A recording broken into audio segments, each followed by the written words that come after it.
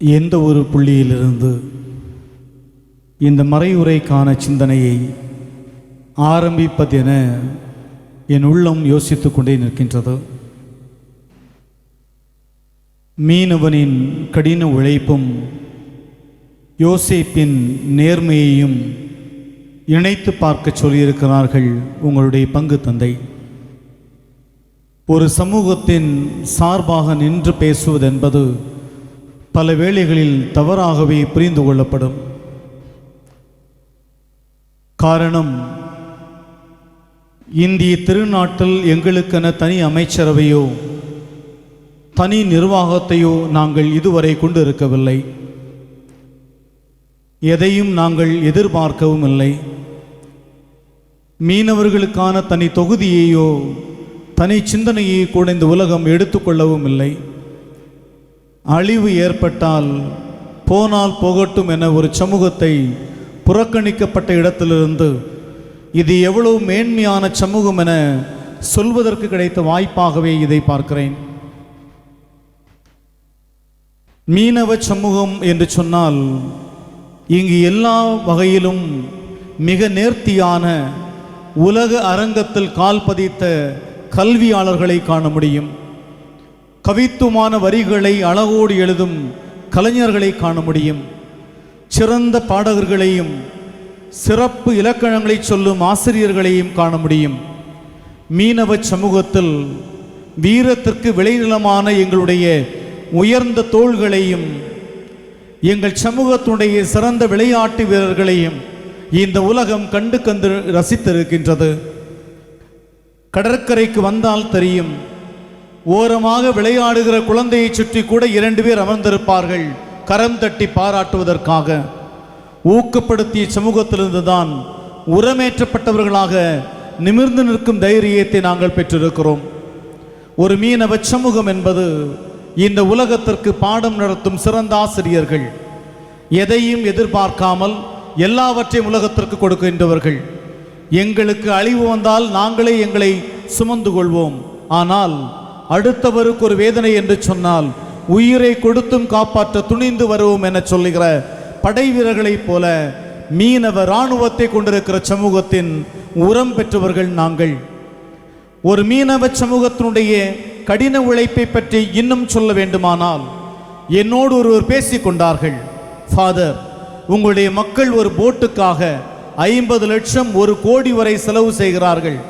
இந்த பணத்தை வங்கியில் போட்டை சாப்பிட்டு இருக்கலாமே என்று கேட்டபொழுது என்னுடைய பதில், வெறுமனை நாற்காலில் அமர்ந்து சாப்பிடும் வழக்கத்தை எங்கள் சமூகம் கொண்டிருக்கவில்லை.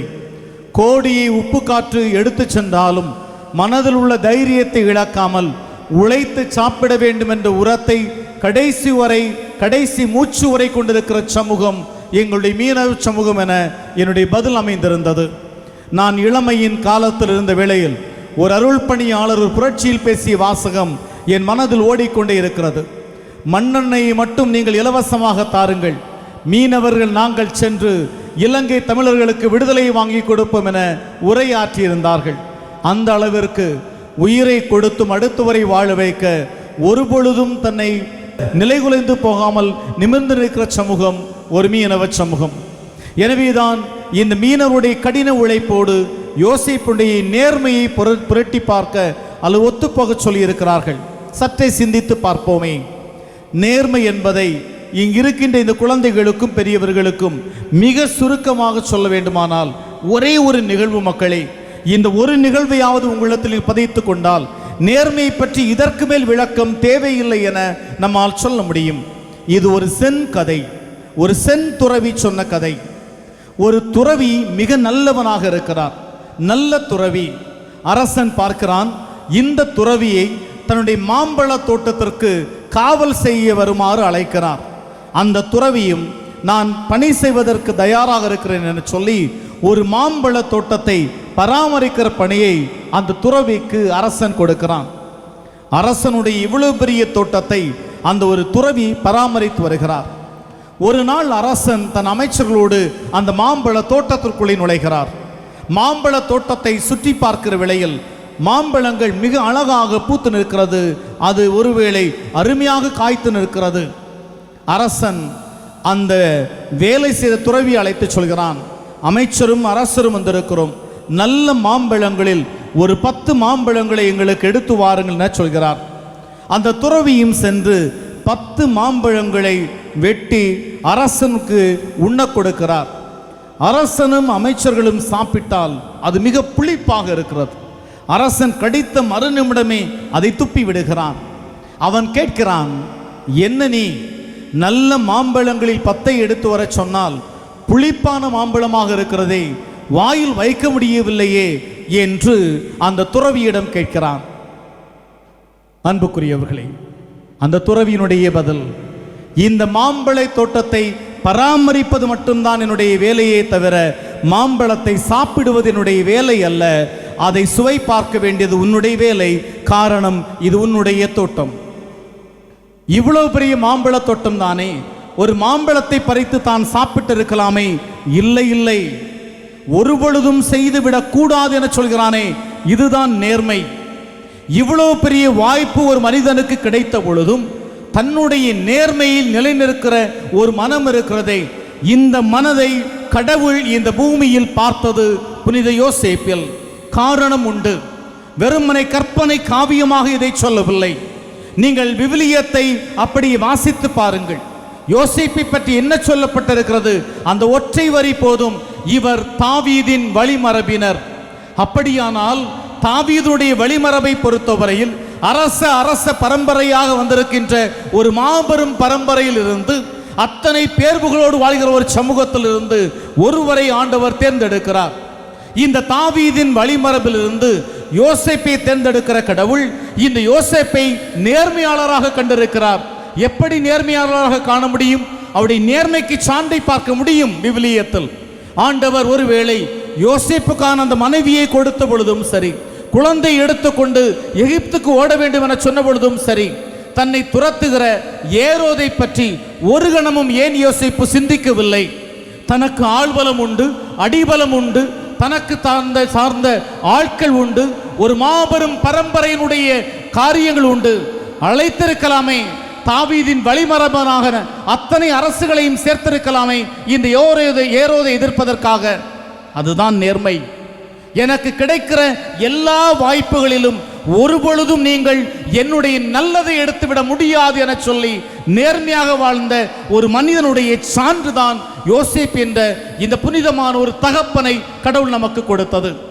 இந்த புனிதருடைய மாபெரும் சாட்சியம், தனக்கு கிடைக்கிற எல்லா வாய்ப்பிலும் தன்னுடைய இதயத்தை அவர் களங்கப்படுத்தவில்லை என்பது விவிலியம் தருகின்ற சான்றாக இருக்கின்றது.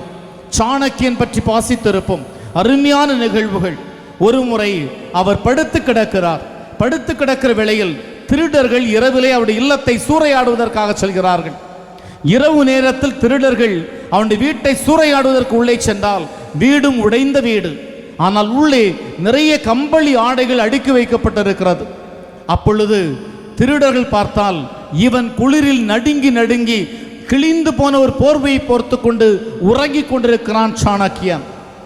திருடர்களுக்கு சந்தேகம் வருகிறது. வீடு நிறைய அடுக்கி வைக்கப்பட்டிருக்கிறது கம்பளி ஆடைகள், இவன் கிழிந்த ஒரு போர்வையோடு இதோ நடுங்கி நடுங்கி உறங்கிக் கொண்டிருக்கிறானே. மெதுவாக திருடன் தன்னிலை மறந்து அவனை எழுப்பி விடுகிறான். என்ன நடக்கிறது? உன்னுடைய வீட்டிலே திருட வந்தால் உன்னுடைய வீடு நிறைய கம்பளி ஆடைகள் இருக்கிறது, நீயோ கிழிந்த போர்வையை போர்த்தி கொண்டு உறங்குகிறாயே, எப்படி, என்ன காரியம் என கேட்கிறான். சாணக்கியன் சொல்வான், இவையெல்லாம் அரசன் ஏழைகளுக்கு கொடுப்பதற்காக வாங்கியது. நான் அமைச்சன், இதை பாதுகாக்க வேண்டிய பொறுப்பு இருக்கிறது. ஆனால் நானும் ஒருவேளை இதிலிருந்து ஒரு கம்பளியை எடுத்து போர்த்தி இருந்தால் உங்களைப் போல திருடனாக நானும் ஆகியிருப்பேன். என் நேர்மையை என்னால் கைவிட முடியாது. என் அன்புக்குரியவர்களே, ஒரு அருமையான கவிதை ஒன்று உண்டு. இக்கரைக்கும் அக்கரைக்கும் பரிசல் ஓட்டி பரிசல் ஓட்டி எக்கரை என் கரை என்பதை மறக்கும் இடைவோடும் நதி மெல்ல சிரிக்கும். இதுதான் கவிதை. இக்கரைக்கும் அக்கரைக்கும் பரிசல் ஓட்டி பரிசல் ஓட்டி ஒரு மனிதன் இங்கு இருக்கிறான், இன்னொரு இடத்துல பயணிக்கிறான், ஆட்களை இங்கு ஏற்றுகிறான், இன்னொரு இடத்துல இறக்கி விடுகிறான், இன்னொரு இடத்துல ஏற்றுகிறான், மறுகரையில் அவன் இறக்கி விடுகிறான். இவன் பரிசல் ஓட்டி கொண்டே இருக்கிறான். எக்கரை என் கரை என்பதை மறக்கிறது அவனுக்கு.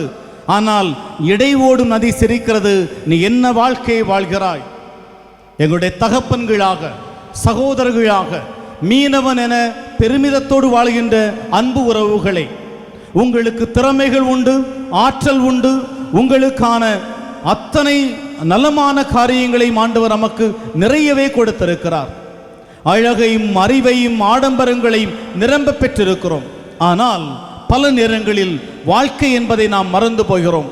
இக்கரைக்கும் அக்கரைக்கும் பரிசல் ஓட்டி சொல்வதை போல வெறுமனை கடலுக்கு செல்வதும் கரைக்கு திரும்புவதும், வெளிநாடு செல்வதும் ஊர் திரும்புவதும் என வாழ்க்கை அங்குமிங்குமாக பயணிக்கிறது.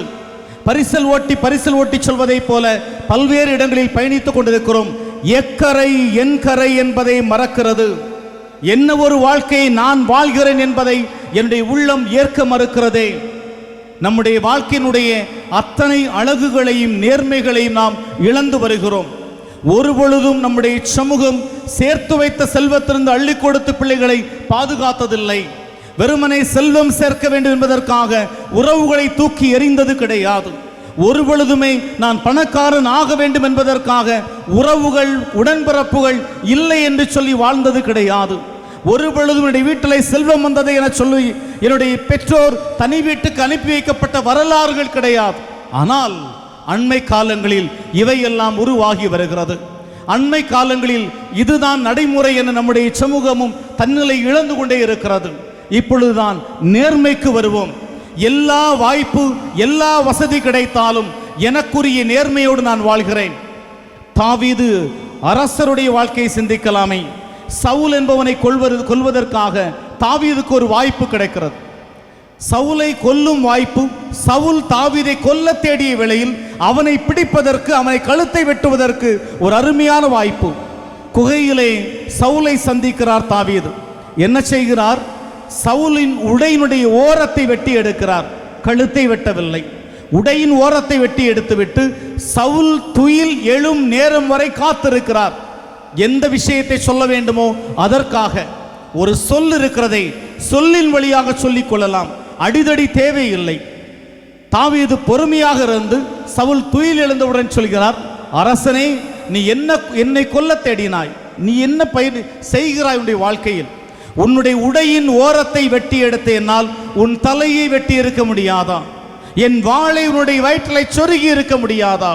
ஆனால் அதற்கல்ல நான் இந்த உலகத்தில் வாழ்வது, அதுவல்ல என்னுடைய எண்ணம். எனக்கு கிடைத்த இந்த ஒரு வாய்ப்பிலும் நான் நேர்மையாக கடவுளுக்கு பயந்து வாழ்கிற ஒரு மகனாக இருந்திருக்கிறேன்.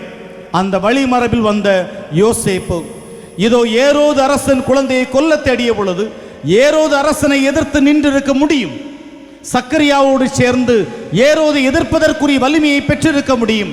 தன்னுடைய உறவுகளோடு, தன்னுடைய அரச பரம்பரையோடு அவரை எதிர்த்திருக்க முடியும். இல்லை, இறைவன் பணிக்கிற வாழ்க்கை துயரம் என்று சொன்னால் அந்த துயரத்தை தோளில் சுமக்க நான் தயாராக இருக்கிறேன். இறைவன் பணித்த ஒரு வாழ்க்கை எனக்கு ஒருவேளை இந்த குழந்தையை கரை சேர்ப்பது எனக்கு கொடுக்கப்பட்ட கடமை என்று சொன்னால் என் கடமையில் நான் நேர்மையாக இருக்கிறேன். நேர்மையை ஆடையாக அணிந்து கொள்வோம். அருமையாக சூழ்ந்திருக்கிற இறை மக்களை, ஒரு சமூகத்துடைய பெருமை மிகு சமூகமாக மீனவ சமூகம் இருக்கிறது என்று சொன்னால் மீனவ சமூகத்துடைய அடுத்த எடுத்துக்காட்டு நேர்மை. ஒரு துளி இடத்தையும் ஒருவன் அபகரிப்பது கிடையாது. ஊர் நிலம் என்று சொன்னால் ஊர் நிலத்தில் ஒரு துளி ஏனும் அவன் தொடாமல் தான் தன்னுடைய வீட்டை கட்டுவான். ஊருடைய இடமாச்சே அதை எடுத்து விடக்கூடாது. என் அன்புக்குரிய இறை மக்களே, நேர்மை என்பதில் நிலைத்திருந்தால் வாய்ப்புகள் நிரம்ப கிடைக்கும். அபகரிப்பதற்கும், அத்துமீறுவதற்கும், அதிகாரம் காட்டுவதற்கும், வெட்டி வீழ்த்துவதற்கும், குழுக்களை உருவாக்குவதற்கும், கோபத்தை கொட்டுவதற்கும், நமக்கென சிறு குழுக்களை உருவாக்குவதற்கும் அதிகமான வாய்ப்புகள் கிடைக்கும். எத்தனை வாய்ப்புகள் கிடைத்தாலும் என் இதயத்தை களங்கப்படுத்த முடியாது என யோசேப்பை போல நிமிர்ந்து நிற்கிற தைரியம் இருந்தால் நீயும் நானும் மீனவன் என்று சொல்வதில் பெருமையாக இருக்கும். ஆமேன்.